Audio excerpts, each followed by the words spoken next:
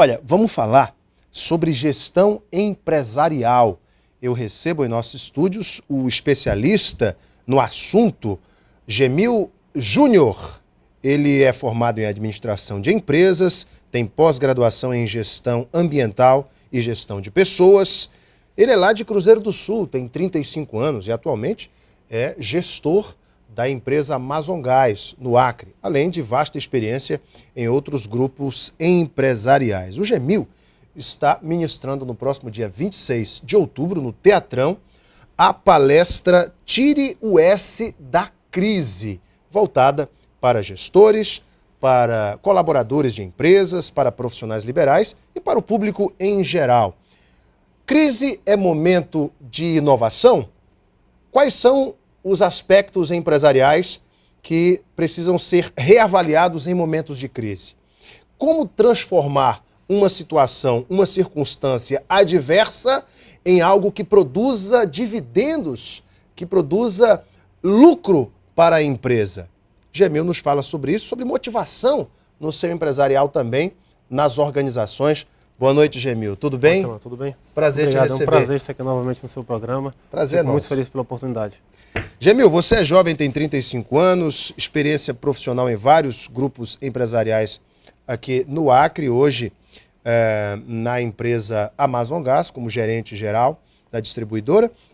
E você também é palestrante. Você tem aqui MBA em gestão empresarial, em gestão ambiental, gestão de pessoas, e suas palestras agora tratam também dessa questão importante, a inovação nos momentos de crise. Minha pergunta é, primeiro, crise só se supera com criatividade? Então eu quero fazer essa pergunta bastante importante. Vamos fazer uma analogia baseada numa ponte. Quando nós olhamos para uma ponte, nós percebemos que a ponte ela só foi criada para usarmos dois lados. Quer dizer, alguém precisa atravessar, senão não existiria essa ponte. Quando eu falo crise, o tema também tire o S da crise, eu quero dizer o seguinte, se uma pessoa está atravessando uma ponte, ela tem três opções. Ou ela vai adiante, até o final, atravessa a ponte, ou ela fica no meio dela, ou ela recua.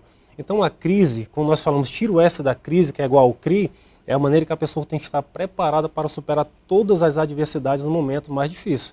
Então essa pessoa, através do seu equilíbrio, ela vai conseguir vencer. Sua palestra vai abordar que temas? Circunstâncias de crise que podem ser superadas, como superar essas crises, qual é o papel dos gestores e dos colaboradores nesses momentos? O que a sua palestra aborda? A palestra ela vai falar um pouco da crise, vai envolver todos os segmentos, né? Nós estamos falando de uma crise, então se a crise ela é algo que hoje tem incomodado tantas pessoas, nós vamos falar do setor público, que também participa de crise, setor empresarial. A crise econômica mundial. Vamos falar um pouquinho da crise de 1929 nos Estados Unidos. A quebra da Bolsa de Valores. A quebra da Bolsa de Valores, que as pessoas sempre retratam como algo que foi muito ruim. Para os Estados Unidos foi, mas como nós trazemos para o Brasil, falando do Brasil naquela época, foi muito bom para a parte de café. Então a crise, alguns estudiosos dizem que é um casamento entre oportunidade e perigo. Então se eu estou dizendo que é uma oportunidade e perigo, eu posso definir uma frase que é uma oportunidade de perigo para que se nós estamos ou não preparados para administrá-la. Então a crise ela é algo que é muito complexo, né? Até mesmo porque o que é crise para mim pode não ser crise para você. Situações de guerra, de pós-guerra, por exemplo, levaram países como o Japão, como a própria Alemanha e, mais recentemente, a Coreia do Sul, a se tornarem grandes potências em suas áreas industrial, de gestão, política. E nós vemos que situações de crise social ou até uma crise severa, que é um pós-guerra, pode, se a cultura da população for voltada para superar essas adversidades, tornar aquela nação ainda mais forte. Foi o caso dessas três que eu citei ainda há pouco. Essa crise atual, Gemil, ela é maior quando a gente fala da crise econômica mundial, que quase quebra os Estados Unidos, a Europa, passando por uma das suas maiores dificuldades financeiras, nações quebradas como a Grécia, Portugal, Espanha, passando por grandes dificuldades. Essa é a maior crise financeira da história da humanidade? Eu acredito que a crise de 1929 ela foi maior pelo impacto daquela época. Quando nós falamos da crise atual, nós ainda nos deparamos com a atualidade do mercado em geral corporativo, que dá muitas possibilidades às pessoas ganharem dinheiro. Quando nós falamos dessa crise atual, nós temos que entender que a pessoa, mesmo na crise, ela tem condições de sair dela. Agora, aí nós falamos do desequilíbrio. Existem pessoas que não conseguem sair. Existem pessoas que recuam e quando elas voltam, elas são piores do que quando elas estavam no meio dessa crise. Por que essas pessoas recuam? A crise, propriamente dizendo, se eu for falar na crise mesmo, a parte crua, a psicologia, ou então a psicologia do desenvolvimento, diz que a crise é algo que nos altera. Ela altera os nossos sentidos. Então, quando ela faz isso, ela move 3 níveis, que é o nosso biológico, psicológico e social. Isso, quando acontece, interfere até na nossa homeostase. O que quer dizer isso? A nossa fase inteira, o nosso ambiente interior, ele é alterado. E aí que é o grande perigo. Convívio social, a motivação. E aí entra a depressão. Entra a depressão. É o que eu falei para você. Às vezes uma perda, para mim, pode não ser para você a mesma coisa que ocasiona uma crise. Um grande empresário, ele tiver um carro roubado, ele tendo 5 em casa, a crise não é a mesma. Mas um trabalhador de classe C que teve um carro roubado e não tem um seguro, aquilo para ele pode gerar uma crise muito grande. E não envolve apenas ele, mas envolve a família como um todo. Por que Eike Batista quebrou algumas de suas empresas? Hoje, inclusive, aqui a Folha de São Paulo Economia, Isto É Dinheiro, tem falado sobre isso. Você é um homem muito inteligente e informado, Gemil. Eike Batista saiu de um patamar bilionário para uma situação de crise. O que aconteceu com Eike Batista? Interessante como é que a matemática, mesmo ela sendo 2 mais 2 sendo 4, Eike Batista está numa fase realmente de crise. Você vê que um homem totalmente bilionário perder milhões em pouco tempo e ele se encontrar, mesmo que com o que ele tenha, se torne uma crise. Alguns estudiosos dizem que Eike Batista tem que parar e reavaliar todas as suas condições financeiras, recomeçar do zero. Alguns estão dizendo que Eike Batista tem que mudar de segmento. Mas apenas ele tem vários segmentos. Vários segmentos. Tem que fechar alguns, mudar outros. Alguns segmentos dele ainda continuam no patamar, outros não. Não foi um excesso de otimismo de suas empresas, dos seus grupos, OGX, a EBX, etc., no ramo petrolífero, onde ele perdeu muito dinheiro, por exemplo? O ramo EBX está sendo concluído que algumas lideranças do Eike Batista falharam. É impressionante como um grande empresário que nele perde milhões.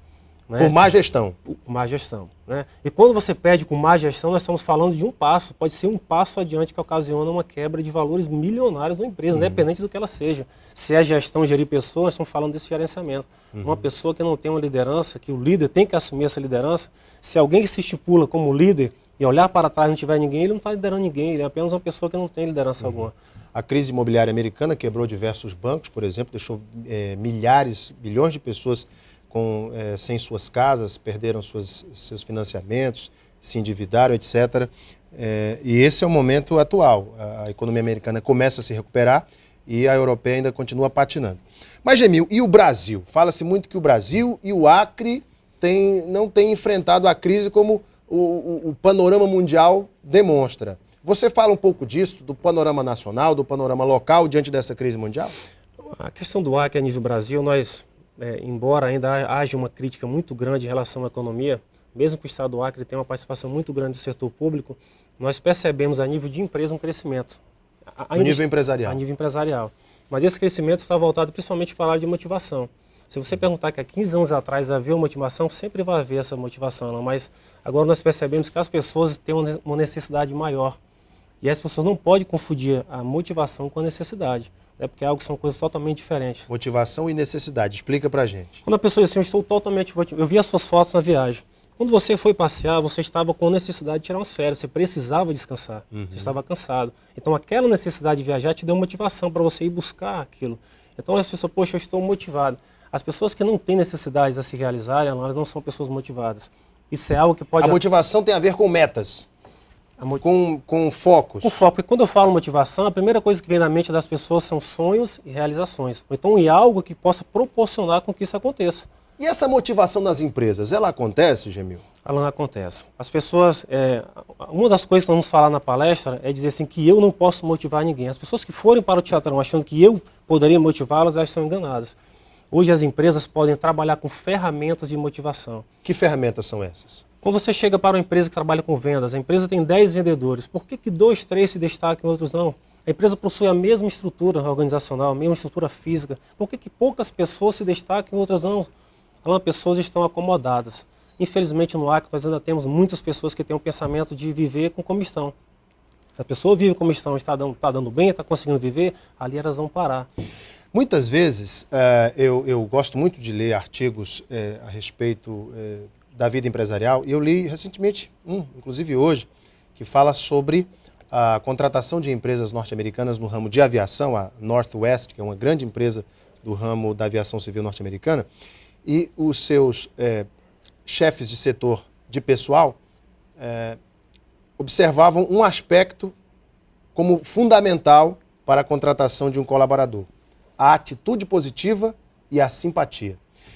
O aspecto colocado: quando você vai no balcão de uma companhia aérea, você quer saber se aquela pessoa que está te atendendo, ela é formada em Harvard ou ela é uma pessoa simpática e vai te atender bem? Com certeza simpática. É um aspecto que você leva em consideração, que ela vai te atender bem, vai ser proativa, vai ser simpática. Você acha que hoje as empresas estão atentando para esses aspectos extracurriculares, a atitude, a simpatia, em detrimento de um ótimo currículo, Gemil? Nós encontramos algumas empresas que pensam assim. O maior problema que eu percebo hoje das empresas como um todo é a falta de estrutura. Alan, se você coloca uma pessoa mal preparada, ela não consegue preparar uma equipe. Você não vai ter resultado, a empresa não tem como ter resultados satisfatórios. O que eu percebo é que o homem como um todo, quando ele para, ele olha para o mundo e olha para a natureza, ele percebe que a própria natureza ela foi criada para viver como tem que viver. Os próprios animais nasceram como tem que viver. Eu sempre gosto de citar a questão do pato, porque o pato ele nasce como pato, ele é pato, cresce como pato, ele voa como pato, anda como pato e nada como pato. Ele não tem como mudar, ele continua sendo pato. E pato morre pato. Mas quando você vai no celeiro, um fazendeiro, você sabe que o melhor ovo é o do pato ou da galinha? Nutricionalmente é o do pato. É do pato, mas por que as pessoas comem ovo da galinha? Porque ela faz um escândalo. A galinha ela vai fazer um escândalo, então o pato fica calado. A galinha é marqueteira. É marqueteira, ela está fazendo seu marketing pessoal. Então hoje um grande defeito que existe nas pessoas é não fazer seu marketing pessoal. Esse que é um problema, as pessoas precisam se promover. Eu sempre digo que quem não é visto não é lembrado, as pessoas passam, o tempo passa e as pessoas ficam. Infelizmente, aí nós temos que levar uma realidade que isso é em geral, Alan, sabe? Mas a promoção pessoal também tem a ver com a sua automotivação. Como é que se automotiva, Gemil? O mundo, de alguma forma, ele agrediu muitas pessoas. Muitas pessoas foram agredidas, que seja pela sociedade, que seja no ambiente de trabalho, que seja no lar, que seja num casamento rompido. Isso fez com que a confiança da pessoa não existisse mais. E aí ela vai bater com algo que é muito importante, que é a sua autoconfiança, se confiar em si mesmo. Essa pessoa chega num momento que ela não tem mais nem credibilidade no que ela é capaz de fazer.